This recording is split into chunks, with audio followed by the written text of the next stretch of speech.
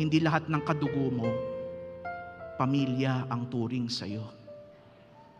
Minsan, kung sino pa yung hindi mo kadugo, doon mo pa nararamdaman ang tunay na pamilya.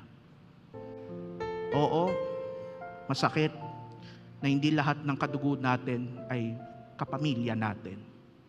Pero tandaan ninyo, laging merong mga taong handang dumamay, makinig at tanggapin kung sino kayo, kahit hindi nyo kadugo. And whenever there is love, wherever there is acceptance, there is a family. There is a family. Kung saan merong pagtanggap, kung saan merong pag-ibig, kung saan merong pagbibigayan, merong pamilya.